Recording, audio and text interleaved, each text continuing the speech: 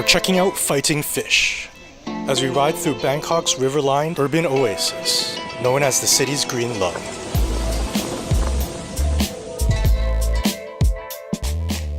Bangkachao to the locals is a pig stomach-shaped island, bounded almost in its entirety by 15 kilometers of riverbank, hemmed in by the Khao Phraya River.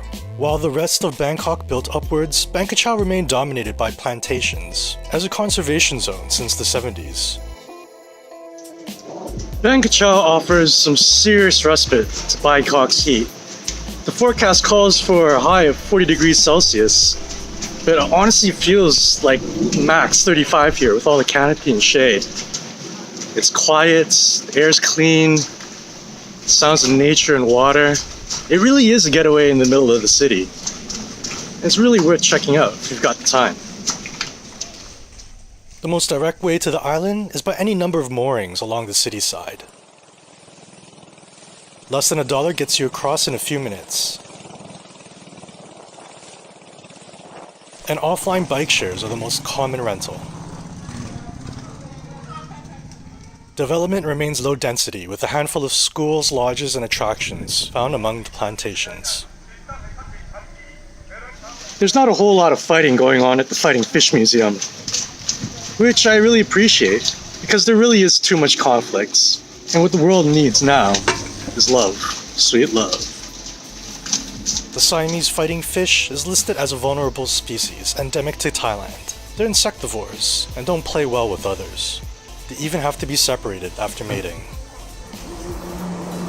The highlight of any bike tour within Bangkachao would be a national park in the Oasis Center, the Bangkachao Park.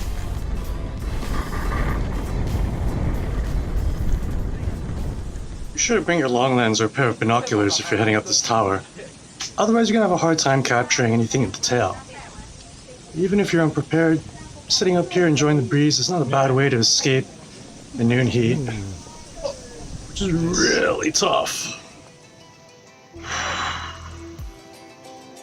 I have never been this hot in my entire life. I mean, it's a combination of the heat and having to carry two people's equipment now that Peter is gone. I've probably drank at least 3 liters of water and still I feel like I'm sunstroking here. Bangkachao is huge, covering just under 2,000 hectares, half of which is forested. But it's a lot of ground to cover on a bike in the heat, so my buddy Thasong's giving me a lift. And we're headed over to the local weekend floating market.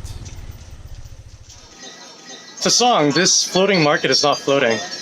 Yes, there we can find only 3 boats, nothing else. But I mean, it's still kind of nice, isn't it? Yes, it is. Good place to grab a bite? Yes, it is. A lot of people, Thai and foreign, you can see, especially on a weekend like this. It's not unlike markets elsewhere in Thailand, save for that country feel in the middle of the city. You're never far from the water on Bangkachao, and floods have completely inundated the island in the past. So nearly all the structures along the coast are still built on stilts, like the hyper-high-tech Bangkok Treehouse Hotel, which touts itself as a carbon-neutral stay along the river, offering spectacular views both inside and out.